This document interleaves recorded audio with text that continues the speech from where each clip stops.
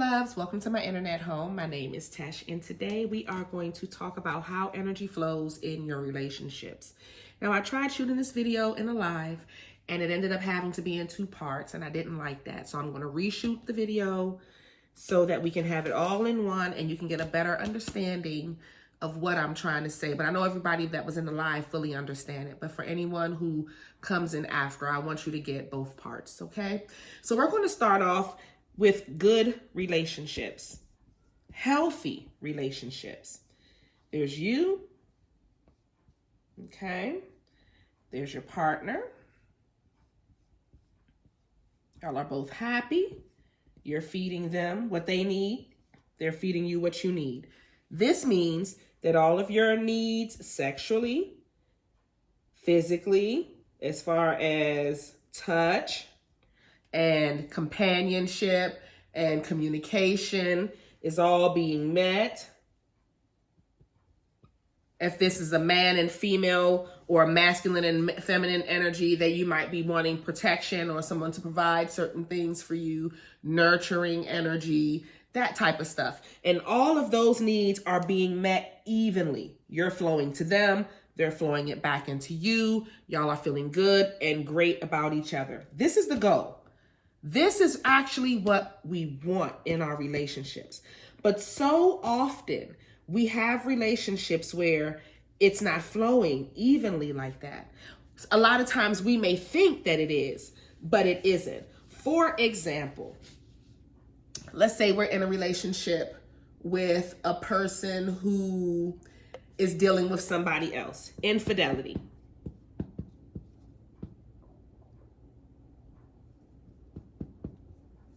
Okay. Infidelity. All right. So this is you. Okay. This is your partner. And this is the third, or no, the main party. Because remember, you're the person dating their husband. Okay. So this is husband and wife.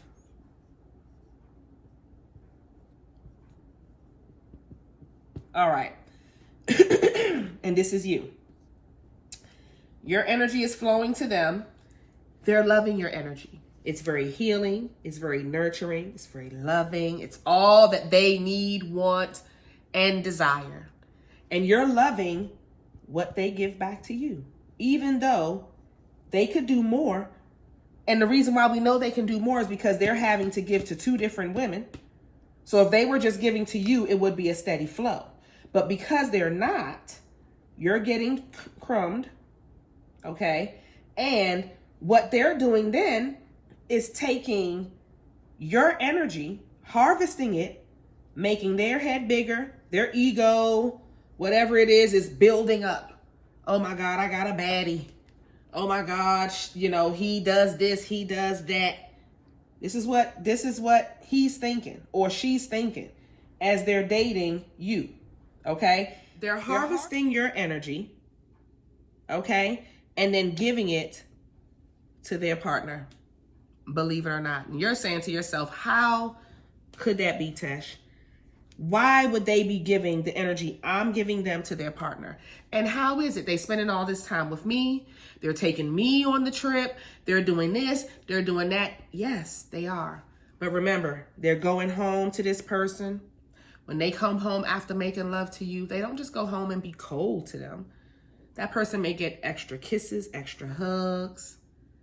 They may get taken on a trip themselves, and you just don't know about it because you're on the outside looking in, assuming whatever it is they're telling you.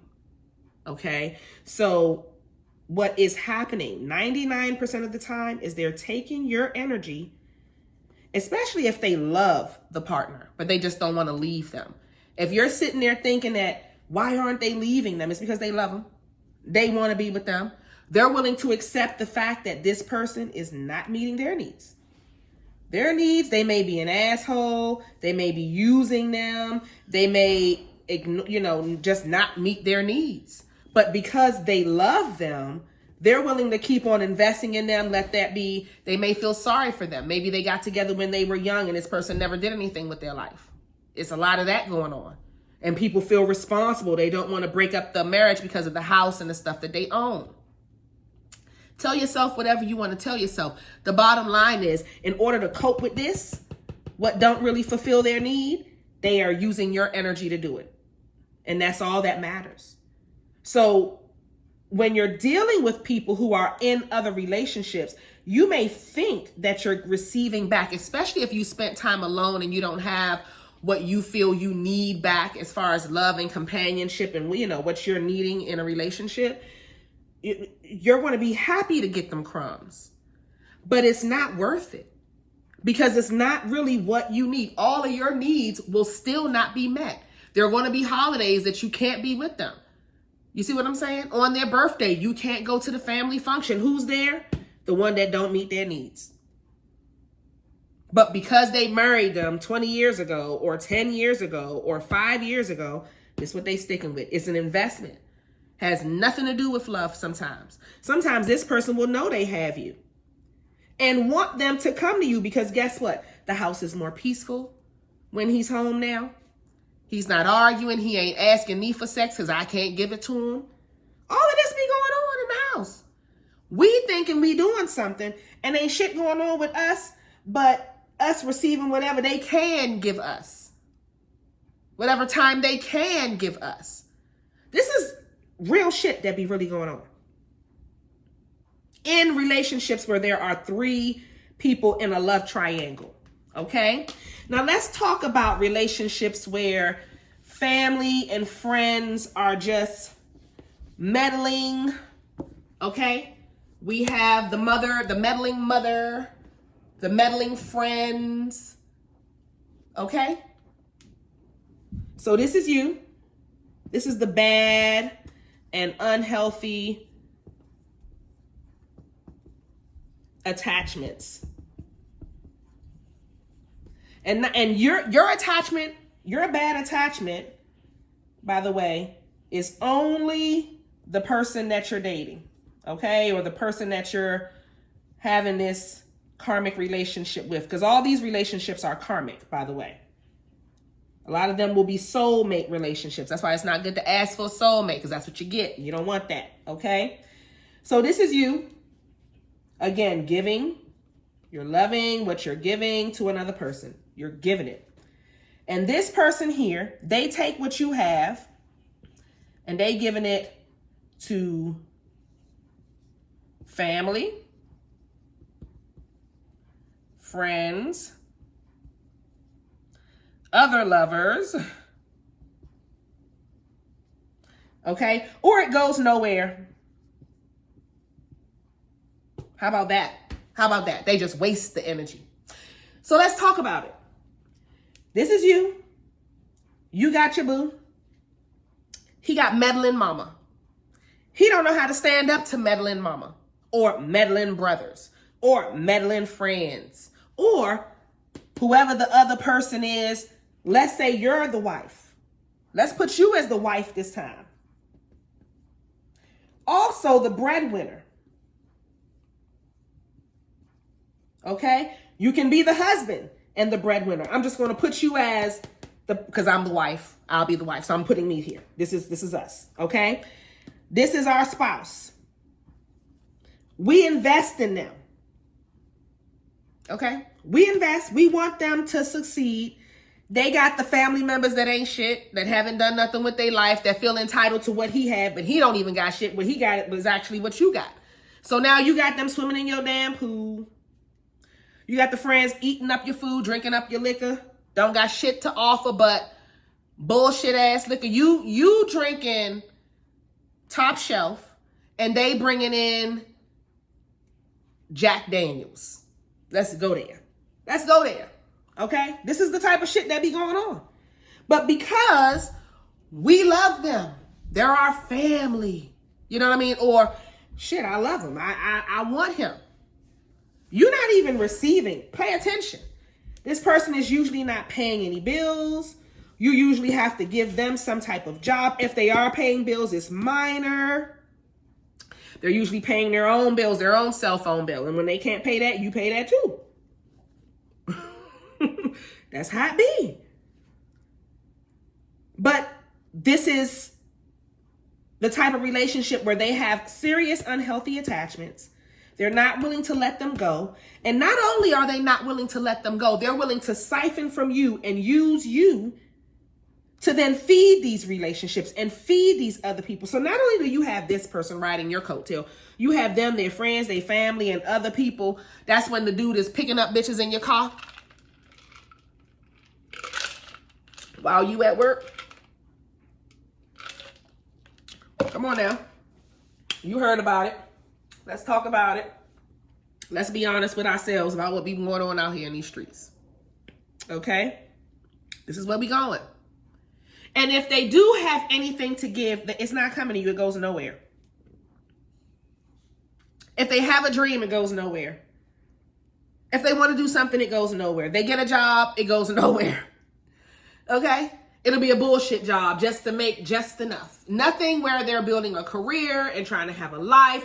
It'll be, fuck, let me get a job so I can get past the moment. This will be what be going on. But this is what we invest in. This is the type of relationships we're actually very used to. Let's be clear.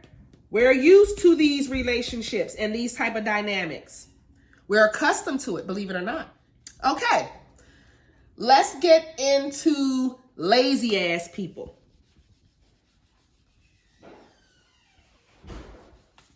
Okay? And these type of people that we just finished with, they're lazy, but they may just be lazy with you. You see what I'm saying? They may show up for the mama. They may show up for the brothers. If they need something, it's getting done. And then when you need something, it's like, oh man, I had to do, I forgot. And it's always an excuse and a reason and a season, but it ain't never done. But then you will watch them. So that's why I can't put them in the lazy category, because you actually can see that they can be a decent person. That's what you fell in love with, is what they showed you that they were doing for others. But that's because those people are dependent on them and they enjoy that. But with you, they can be dependent on you. So they're not going to show up to you the way you like. So you'll always be complaining with the bad, unhealthy attachment person, because their goal is not to feed you. Their goal is to feed everybody else and take and find who they can siphon from to feed everybody else. Okay? Let's get into the lazy person, okay? Or beneath you financially.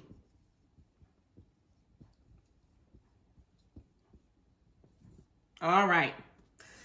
This is another person that moves into your home.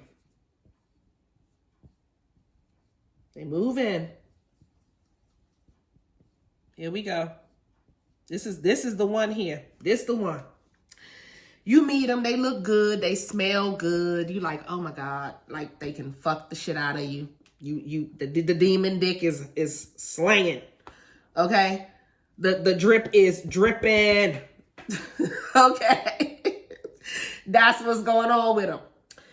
But they have nothing else to offer. They don't cook, they don't clean. They don't bring nothing to the table. Okay? So here you are, you're investing in them. They're in your house. Here they go living with you again. You're paying all the bills. And then you're like, okay, let me give you a job. Let me do something. Let's say we give them a job. Fuck it. We own a business. We're a business owner. We tell them, this happens all the time with men, by the way. They meet a broke ass woman that don't got no common sense. She can't even write a whole sentence. Okay? They give her a job. Answer the phone, baby. All you got to do is answer the phone and write in the book on the date who does what, where they're going, who is for, and the address. And put them in on that book. That's all you have to do. And these women can't do that. They miss the phone call. Oh, I didn't hear it. They forgot to put it in the book. They wrote it on the wrong piece of paper. And it's always excuse after excuse, but nothing, no results. So where does the energy go? Where does the energy go when you putting all that into them? You done gave them a job and did all of that. It goes nowhere. It goes from them to the pits. Nowhere. Okay? Nowhere. That's it. Just goes down. hits the ground. That's it. That's it. And you want to know why? Because they don't have no ambition. You see in them what they don't even see in themselves. Isn't that some shit? So here you are trying to build a man, build a woman. This is what we be doing. Oh, you know how many clients, and this is something I brought up in the live. I have so many clients that say, I can build him up and show him how to run a business, and I can do this. And how you know he want to? Usually this person has no desire to do anything. Their desire is to make coffee, sit around the house, do nothing, have sex, and think that their sex is enough. They don't have to cook. They don't have to clean. They don't have to do anything but show up, legs wide, dick hard, long as it's right. And that's it. That's all that matters. And for a lot of people, that's acceptable. For a lot of people, that's okay with them. Until this person wants half and you're like, what the fuck? But they will still want half and hasn't contributed anything to the household. Okay? They're not giving to anybody else. Your money that you invest goes to them shopping and whatever else they want to do. But other than that, that's nothing. And these are the type of people that we will invest in as well. It's amazing. But these relationships are real, babies. These relationships are real. So let's talk about another group, our final, one of my most favorite topics to talk about. Mean and ugly people. Ooh, did I say that? Yes, I did.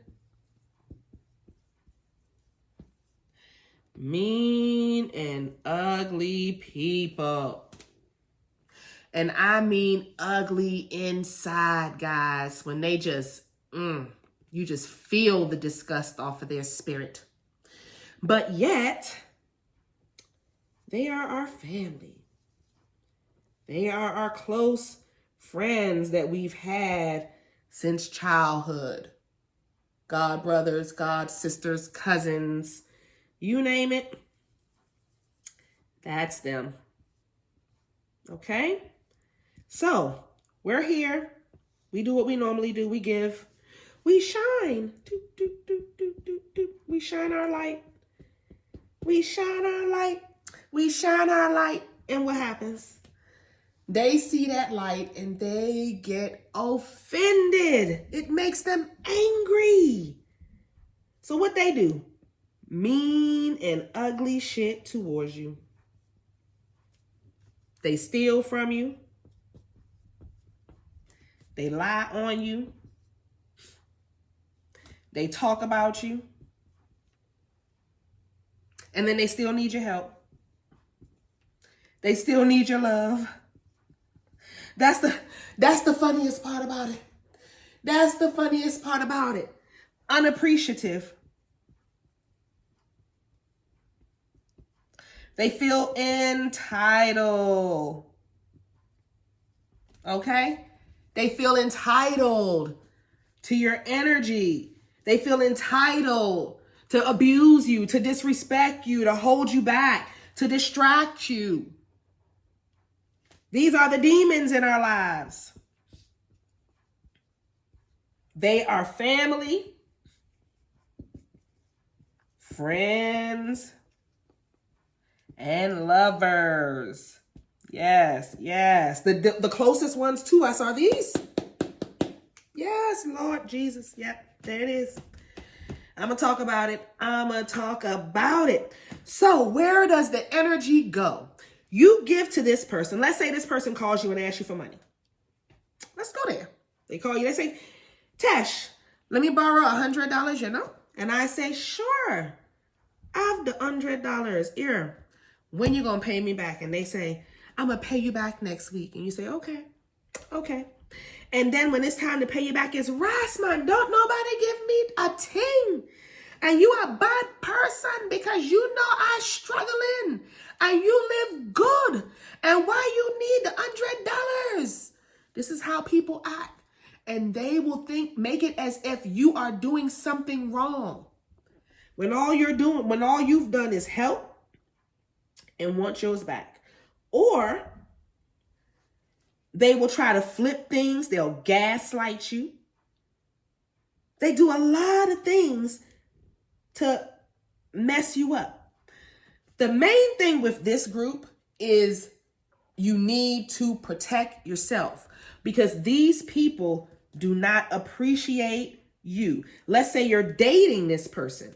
Let's say you meet a person and not only are they unattractive inside, but they may be a bit unattractive outside. But because you feel like you're a good person, that makes you a good person. You may feel like that makes you a good person. You're going to date them anyway. Then all of a sudden they start putting all their issues on you. All of a sudden, they're now trying to treat you, like literally belittling you, putting you down on the strength of trying to get you to their level. Let's say this person is not at your level financially. It'll be the same thing. If they feel like you are better than them, if you've been raised in a different environment, these people will try to belittle you, break you down. And if you're in a relationship with a person like this, it doesn't happen all of a sudden. It's the little... Not if you're in a relationship. When you're in a relationship with a person like this, it's not a whole lot all of a sudden. It doesn't happen like that. It's bit by bit, piece by piece. They chip away. You see what I'm saying? They get it from you. So